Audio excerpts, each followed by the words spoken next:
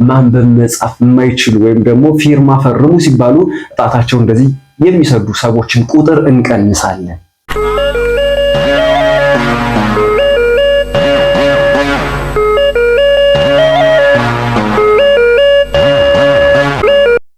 ሰላም እንደምን አላችሁ? የብርሃን ስኩል ቤተሰቦች በድጋሚ ተመልሰናል። እንግዲህ በቻልነው መጠን ያው እናንተን ለማስተማር ተፍ እያልን ነው። አሁን ብዙ ጊዜ እየጠፋሁ ነው። ብዙዎቻችሁም እየጠየቃችሁኝ ነው። የለም እንዴት ነው አሁን እንደዚህ ሚዲያ ላይ ፊት ለፊት የማይነገሩ ነገሮች የሉም። ኢንኬዝ ነው የጠፋው። ትንሽ አንዳንድ ነገሮችን እያመቻቸው ነው። ስቲል ገና ብዙ ያላለቁ ነገሮች አሉ። ያው በግል ጉዳይ ብዙ ማሟላቸውም ነገሮች እነሱም ገና ስላልተሟሉልኝ ጭምር ነው። እሱን ችግር የለም። ዋናው እንግዲህ በሰላም መገናኘታችን ነው። እዚህ ጋር ካያችሁ ቁጥሮች አሉ። አሁን ለምን እንደዚህ አመጣህ ካላችሁኝ አሁን እዚህ ሶስት ነገር ይታያቸዋል። እዚህ ያለ ይሄኛው አለ ይሄ አለ። እዚህ ጋር 1000 2000 3000 4000 5000 6000 7000 8000 9000 10000 ቁጥሮች አሉ። እዚህ ጋር ደግሞ ቃላትን እናባዛለን። ማስፋፋት ቃላትን ለምሳሌ ለወንድ እዚህ ጋር አገኘ ይባላል። ለሴት አገኘች፣ ለብዙ ሲሆንስ አገኙ። ልክ እንደዛ። እዚህ ጋር ደግሞ ፊደላት አሉ። ፊደላት ሀ ለሃ መሰረሰሸ እያለ እስከ መጨረሻው አሉ። ስለዚህ እናንተ የምትፈልጉትን ነገር አይታችሁ በውስጥ መስመር መማር የምትፈልጉ ልጆች እዚህ አይታችሁ ሂሳብም ቁጥር መማር ከፈለጋችሁ፣ ፊደላትንም መማር ከፈለጋችሁ፣ ቃላትም ላይ ያላችሁ ካላችሁ በውስጥ ደውላችሁ በኢሞ በቴሌግራም በዋትስአፕ ስለምናስተምር በሳምንት 5 ቀን እሱን እናንተ መርጣችሁ እንድትደውሉ ነው። እሺ እንደ ፍላጎታችሁ ቁጥርም ከፈለጋችሁ ቁጥር፣ ፊደላት ላይም ከሆናችሁ ፊደላት ላይ፣ ቃላት ላይም ከሆናችሁ ቃላት ላይ ፎከስ አድርገን እንድናስተምራችሁ እናንተ እዚህ ላይ በምናስቀምጥላችሁ ስልክ በኢሞ በቴሌግራም በዋትስአፕ ልታወሩ ትችላላችሁ። በሳምንት 5 ቀን ከሰኞ እስከ ዓርብ ማለት ነው። ዘወትር በስራ ቀናት በቀን ለ1 ሰዓት ያህል እናስተምራለን። እናንተ ቀጥታም በመደወልም ቢሆን እኛን ማግኘት ብቻ ነው የሚጠበቅባችሁ። ይሄን ፊት ለመጀመሪያ ጊዜ የምትመለከቱ ከሆነ ወይም ደግሞ ለዚህ ቻናል አዲስ ከሆናችሁ ማለት ነው ሰብስክራይብ በማድረግ ጀምሩ። ሌሎቻችሁ ቤተሰቦቼ ደግሞ እንደተለመደው ላይክ እና ሼር እንግዲህ የሁልጊዜም ኃላፊነታችን ነው። ቪዲዮአችን እይታይ አይደለም በንጽጽር ሲታይ አሁን ሰብስክራይበር ከ2000 በላይ ሰብስክራይበር ነው ያለው። ግን ሌሎች አሁን በመቶ ውስጥ ምናምን ሆነው እንደሚታየው አይደለም የሚታየው። አይ ዶንት ኖ ምን እንደተፈጠረ። እስኪ ሼር አድርጉት። እሺ ላይክ ሼር አድርጉት። በቃ ያያችሁት ሰዎች እንዳለ ለምሳሌ 100 ሰው ቢያዩ 100ችሁም ሼር ብታደርጉ 100ችሁም ኮሜንት የሆነ እንደው በኔውን ባችሁ ዝም ብላችሁ የሆነ ነገር ጻፉ።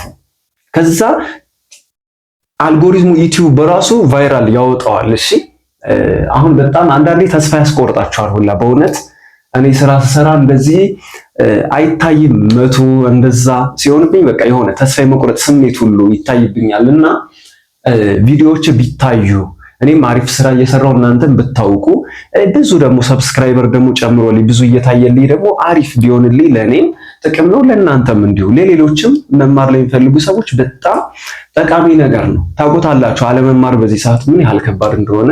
እሱን ለእናንተ አላስረዳም አይደል እንዴ? እናንተ እዚህ ላይ ያያችሁ በደንብ ተማሩ። የበለጠ እውቀት እንፈልጋለን ካላችሁ ደግሞ በውስጥ መስመር በስልካችን በኢሞ በቴሌግራም በዋትስአፕ ደውሉልን።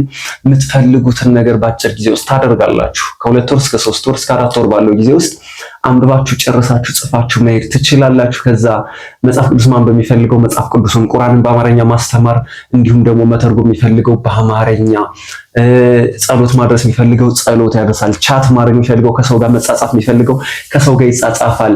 ቢሮ ስትሄዱ አይከብዳችሁም። ቢሮ ስትሄዱ አትሸማቀቁም። ስማችሁ እንደፈለገ ትጽፋላችሁ፣ ትፈርማላችሁ።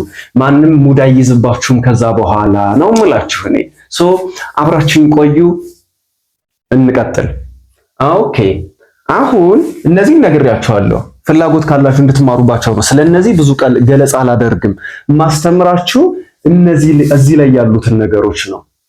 ኦኬ ፊደላት ናቸው እነዚህ ሀለ ሀ መሰረ ሰሸቀ በተቸ ሀ ነኘ እያላችሁ እስከመጨረሻው ፍላጎቱ ካላችሁ እንድትማሩ ነው ፍላጎቱ።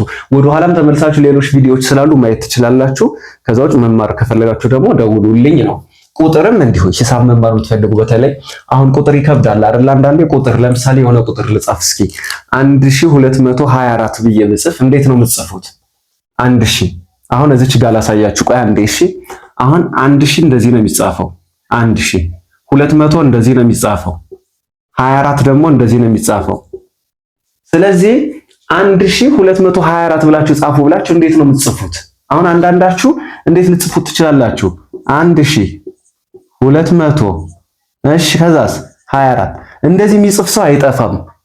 ኦኬ፣ ግን እንደዚህ አድርጋችሁ ከጻፋችሁ ኤክስ ሆናችሁ ማለት ነው። እንደዚህ አይጻፍም። እሺ፣ እንዴት ነው 1224 ሲባለው 1224 እንደዚህ አይጻፍም። እሺ፣ እንዴት ነው የሚጻፈው ካላችሁ እሱን አሳይቻችሁ ምናልባት ቁጥር ማታውቁ ካላችሁ እንድትማሩ ነው። ኦኬ 1224 ሲባል 1224 እንደዚህ ነው የምትጻፈው። እሺ 1224 የዚህ የቁጥር ቤት ዋጋ ይባላል። የአንድ ቤት ይባላል። ይሄ የአስር ቤት ይባላል። የመቶ ቤት ይባላል። አሁን ይሄ 200 ብለን ነው የጠራነው አይደል? ይሄ ደግሞ የሺህ ቤት ይባላል። 1000 ብለን ነው የጠራነው። 1224 3212 ብትባሉስ 3212 ከሌለውስ 3200 ብቻ ከተባላችሁስ 3002 ይኸው 100 በቃ 3200 እንደዚህ ያደረግነው ቁጥሮችን ከመሰረቱ ከ0 እስከ 9 ያሉ ቁጥሮችን ተጠቅመን እንዴት ቁጥር መጻፍ እንዳለብንም አስተምራችኋለሁ። እሱ ፍላጎቱ ካላችሁ አሳውቁኝ። እሺ አሳውቁኝ። መማር እየፈለጋችሁ በነገራችሁ ላይ ወደኋላ አትበሉ። አሁን ወደ ጉዳያችን ወደ ዋናው ጉዳያችን አገኘ ለወንድ ነው። እሺ አገኘ ሲባል ለወንድ ነው አይደል? ለወንድ ነው። ገንዘብ አገኘ ብትሉ ማን እሱ ነው የምንለው ለወንድ አገኘች ይሆናል። ይህን ወደ ሴት ስንቀይረው ምን ይሆናል ነው ዋናው ነገራችን። አገኘች፣ ይሄው አገኘ ትሉና ቺ ብቻ ትጨምራላችሁ። ይሄው ቺ ብቻ ትጨምራላችሁ። ምን አልኩት አሁን? አገኘች። ጎበዞች አገኘች። ወደ ብዙ ሲቀየርስ ብዙ ቢሆኑስ አሁን ምን ነው የምትሉ? አገኙ ነው የምንለው አይደል? ብዙ ከሆኑ ወይም ሴትና ወንድ ከተቀላቀሉ አገኙ ነው የምንለው። ይሄው አገኙ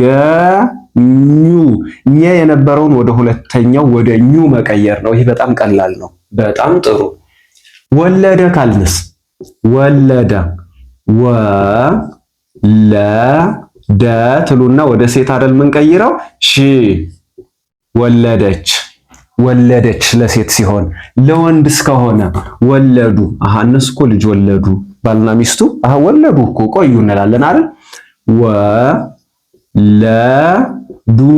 ይችን ወደ ሁለተኛ መቀየር። ይሄው ደ የነበረችውን ዱ ማድረግ በቀጥታ ኦኬ። ለሴት ሲሆን ቺ መጨመር ነው። ወደ ብዙ ሲሆን ግን የመጀመሪያ ፊደል የነበሩትን ወደ ምን መቀየር? ወደ ሁለተኛ መቀየር። በሌላም ማሳያቸዋለሁ። አቀደ ሲባልስ አቀደ ወንድ ነው። እሺ አቀደች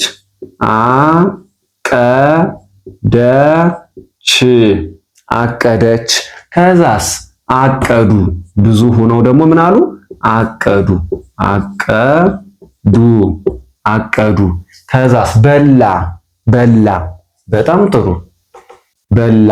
ይሄው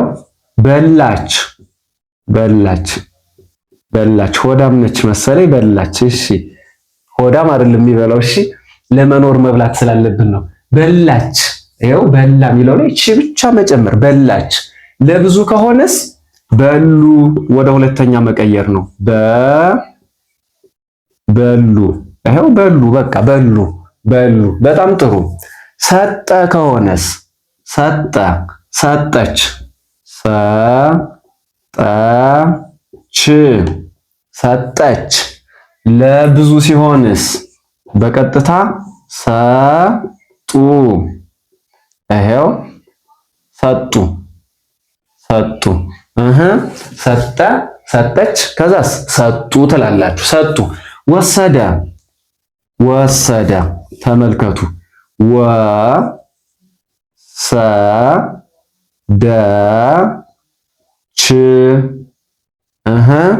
ወሰደች የሆነ ነገር ወሰደች፣ ገንዘቧን ወሰደች። ከዛስ ምን እንላለን? ለብዙ ሲሆን ወሰዱ። ይሄው ዱ ማድረግ ነው። ወሰዱ። በቃ ምንም ችግር የለም። ተማረ፣ እሱ ትምህርት ተማረ። ለወንድ ነው አይደል? ተማረ። ተማረች። ረች ይኸው ተማረች። ች ብቻ መጨመር ለብዙ ሲሆን ወደ ሁለተኛ መቀየር ተማሩ